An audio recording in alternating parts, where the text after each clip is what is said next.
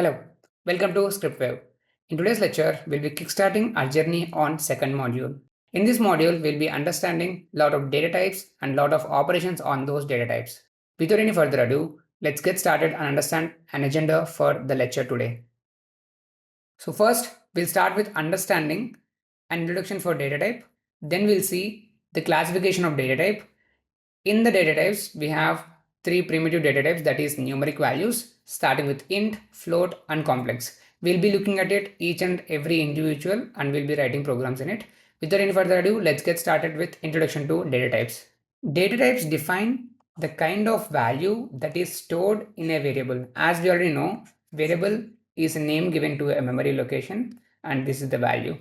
So what kind of value we can store, that is the data type. They tell Python how to store and process the data. So these data types tell Python what kind of storage mechanism that need to take and process, and what kind of processor that they can, and what kind of processes they can take on those data. Example, if you are storing an integer, we need maybe 4 bits. If you are storing a string, then it might need more. So based on what kind of data we take, the storage will be altered and storage will be managed. Every variable in Python has an associated data type. So whenever we are declaring anything, it will definitely have a data type. If you don't have any data type, then that's an error. Maybe a syntactical error, maybe logical error, or etc. Different data types require different operations. Let's say we consider this is an integer. We'll talk about integer in detail, but let's see. Every integer can have few operations. You can add, you can subtract, you can divide, you can multiply, you can do a modulus, etc. So based on the operations, or so based on the data type, we'll be able to make different operations. If it is a string, we'll concat, we will split, we'll do a lot of other operations.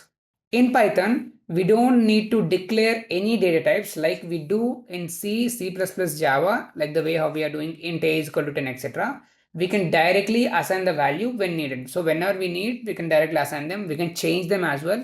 As we already discussed, a is equal to 10 and you can change it to a is equal to string Python. So this is also allowed. So that is why Python is more powerful and dynamically typed. Let's move forward. Classification of data types. So the very important concept of understanding what kind of classification our data type falls under. First, we'll start with understanding numeric, where numeric will talk about all numbers related data types. That is int. Int is minus infinity to plus infinity, including 0. Any value will be stored inside this data type. Then we have float. Every decimal value will be a float. 10.0 is a decimal, 10.1 is a decimal, 10.1234 is a decimal, etc. Complex numbers are also included in Python, which makes Python versatile for working with complex operations, complex related math, etc. Then we have the Boolean. We'll be discussing it in the last because it's a very simple concept and easy concept. Boolean stands for either true or false. So this is Boolean. Then we have string. In few books, you can see string is also added as a sequence type because string is also a collection of data, whereas collection of characters. But I personally feel string need a separate collection or separate entity so that we can discuss better and more. In the sequence data type, we have list, we have float, then we have set, and then we have the dictionary as well. So list stands for the list of items. Oh, I think so. Here we should have tuple. Sorry for the typo. So list, tuple, set, and dictionary. So these are the classification of data types. And let's get started with understanding the numeric data type. The numeric data type, where this stores anything related to numbers, that is the numeric data type. They are immutable data types, which means that changing the value of a number of data types results in a newly allocated object. What is immutable? That means we cannot make any changes to the location. Now you are saying, now you can ask me a doubt. Previously I said a is equal to 10, a is equal to Python, we can make these changes. So this is changing the value? No. Here we are altering the memory. So the memory of a in line number 1 the memory of A in line number 2 would be entirely different, because you are reassigning or redeclaring the variable. You are not updating the value, instead you are redeclaring it. That is very important. Whenever you are working with any whenever you're working with any language, maybe Python or C language or any other language, make sure you have two things in mind. One is the size, so the amount of memory that is consuming for executing that program. Second is the speed. This makes you a better developer. Always keep these two things in mind. It should be lesser size, it should run faster. So that is the time complexity that we talk about in data structures. And size is also very important, because the size really matters when you are working with larger products. Let's move forward. Here we have the classification. The numeric will be divided into int, float, and complex. We'll be looking at it in detail one by one. Let's move forward. So we have integer, where it talks about all integer values as the name suggests. This value is represented by int class. As I always tell, Python is object-oriented programming language, which means every data type or every variable will be inside a class. That is here class int if you declare something like this. How to find the type of it? I am saying this is integer. How can you verify it? You can do something like print type of A. This returns class int, something like this. It contains positive or negative whole numbers without fraction or decimal. So we don't talk about fractions or decimals, because we have a separate data type, that is float, for talking about decimals and fractions. In Python, there is no limit to how long an integer value can be. Whereas in other languages, int is having 2 power 8 minus 1. So this is the range that they have. So you can add so many numbers. More than that, you cannot add. For that, you need to use double or double int, etc. Which we don't have anything here. We can directly enter how large number you want using Python. That makes it efficient for scientific calculations as well. Now we have a quick code here. We'll be executing it once we are done with float and complex. So let's move forward.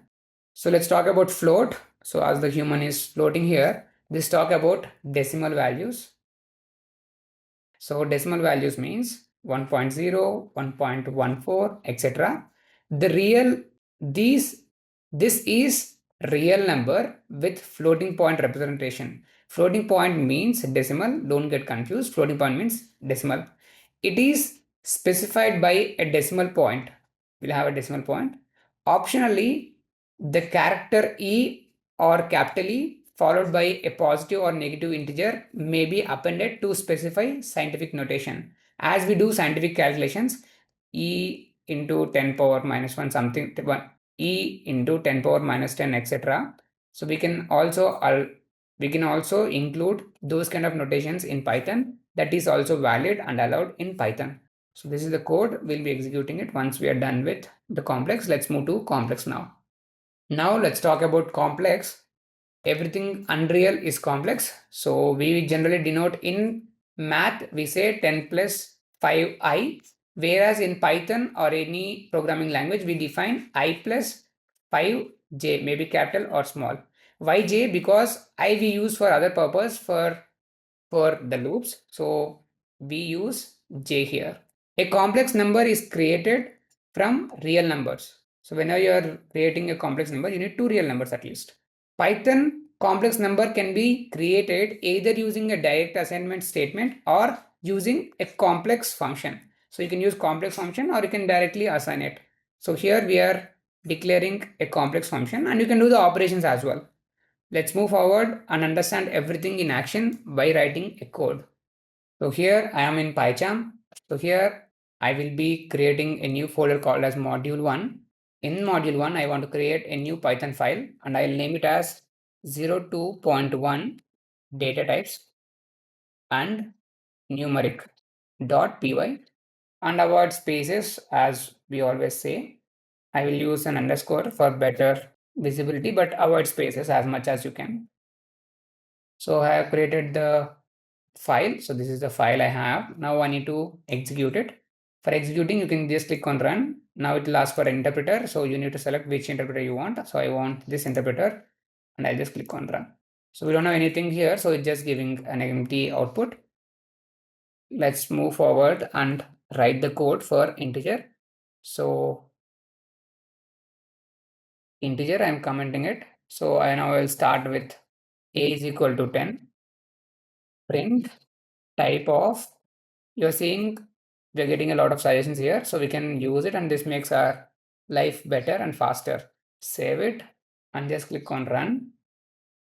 Select the interpreter, apply and run. So you got class int. How can you find the value of a? Print a. This gives the value of a. Now I'm printing it. Let's do a quick configuration.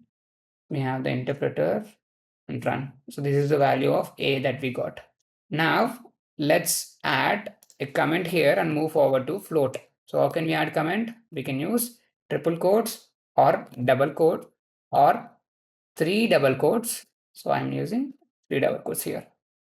A is equal to 10.3. How can we find if it is a float? You can say float by just typing type of.